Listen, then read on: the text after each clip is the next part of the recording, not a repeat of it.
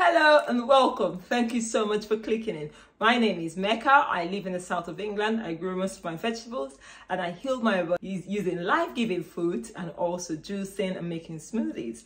This channel mainly shows the journey and the changes I've made to help my body heal from fibromyalgia and chronic fatigue. So today's video is all about chickpeas, and people are wondering why chickpeas, because it's not traditional to me and hummus isn't, but it's obviously a very good source of protein, plant protein, and I love the taste of it as well. So why not? Buying it organically, one, is expensive, and then getting sprouted ones is also not cheap. Hence, I decided to sprout mine. I have videos on how I sprout and grow microgreens. I'll put a link in the description box to help you find it. But then come in, let's make this hummus. You might be asking, why sprout chickpeas? This is how they come originally. And this is the dehydrated sprouted ones. And these are the freshly sprouted ones. Generally, I sprout them and I put them in a jar, okay? Now, sprouting is really good because pulses, we know they're good for us. They're plant protein. They're super nutritious. However, they do contain what's called phytates. Now, what the problem with phytates is, it's anti-nutrients. So it affects our body's absorption of other nutrients. So it is like an anti-nutrient, and some people are sensitive to it. It prevents the body from absorbing nutrients. Bottom line, when you sprout them, basically, look at this, okay? We've basically broken the seed coat, okay? And caused this thing to start germinating. Otherwise, you see how hard? You see how solid? You see the sound of this one? Okay, that was just the easiest way to look at it. You see what it looks like unsprouted. And look at this one. Can you see how fluffy it feels? You can easily break it. It's basically, we have broken down the phytates, okay? And we're making this thing more bioavailable, more nutrients. You know, the nutrients are now more readily available for our bodies to utilize. So if you're having troubles with pulses, if you're having wind with pulses, this is something you should do. Okay, back to our recipe. Now, I've put some chickpeas in the pan. Use a pressure cooker ideally. Pressure cookers really make a difference because it also helps break down the phytates and helps your body and softens this thing quick. People are saying add some sodium bicarb. I have never done that, but I'll add a little today. I normally love chickpeas, but let's try that with some bicarb. And let this cook till it's tender, depending on your pressure cooker setting. Mine is a manual one, so yeah, it's gonna cook for about 15 to 20 minutes. We use some coriander, some black pepper, some cumin. I'm thinking that's fennel. I looked at the jar. I put them in different containers. Anyway, some lemon juice and a bit of paprika to season, and obviously garlic. Now with garlic, if you're sensitive to raw garlic, normally I'll just add this towards the end and it will cook for a few minutes, and that way I don't have trouble with the garlic. And then we need some tahini. I will make tahini from scratch. Would you like to see how I make tahini? Let me know and then I'll put a video up for you. To make your tahini, all you need is some sesame seed, okay?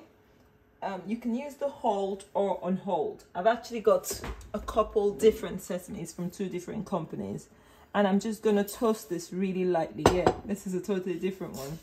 I'm not even sure if it's black sesame, if it's toasted. It just came as organic sesame seeds. Okay, just toast it for a few minutes. Try not to burn it. Now with this brown color, it's a bit tricky. So I'm just gonna toast it for 5 minutes. Our sesame has been toasted. Now I'll put it into my blender. I'm gonna put half a tablespoon of salt. This is all down to your preference. I'm making about 1.5 cups of tahini here. On a low spin, and then I'll increase it.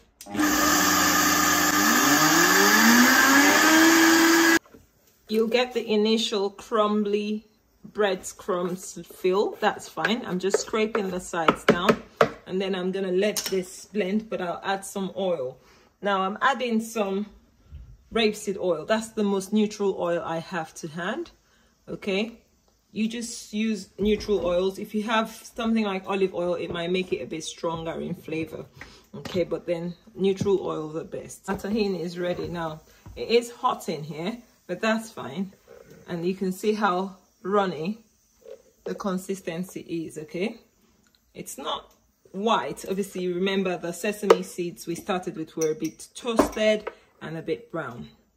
So this is what I'm putting it in ice cube trays as well as in a jar, because I love using my tahini as dips, okay? And salad dressings I also do. So I store it for longer than, let's say, a month in the fridge.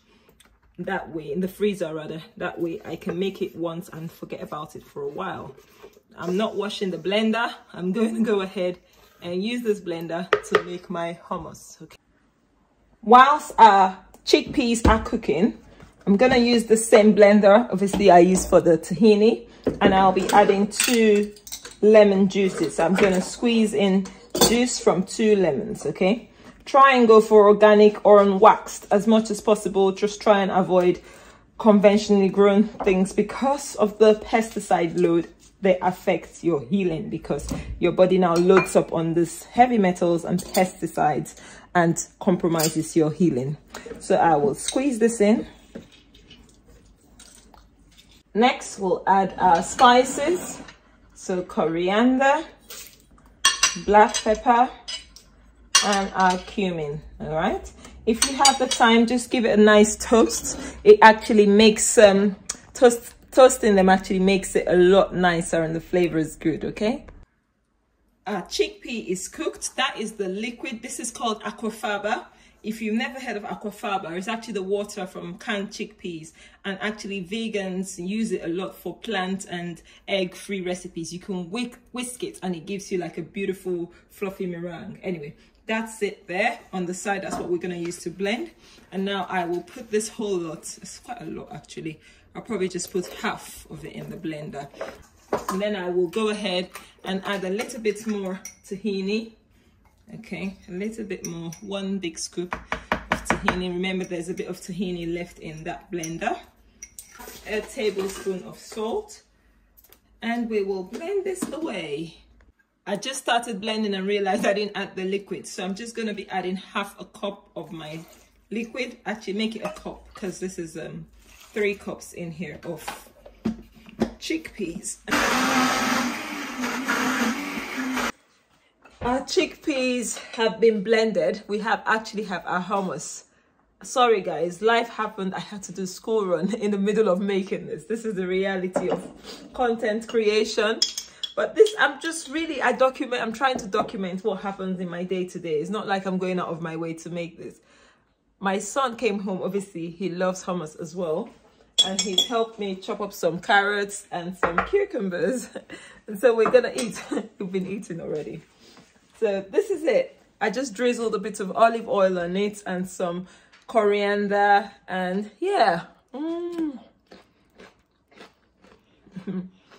you see his hands? Better than what you can buy in the stores. So guys, thank you. If you've watched till this point, thank you so much for watching. Try it and let me know what you think. Do you make your own hummus? What recipes would you like to get me to make? Healthy recipes, obviously. This is a big punch of plant protein. It's so good. It's really big in the Mediterranean, and it's also so good. That's why the Mediterranean diet consists of things like this. So incorporate things like chickpeas into your diet and you will see the benefits of plant protein. If you haven't yet, please smash that like button, turn on your notification bell, and subscribe for more videos.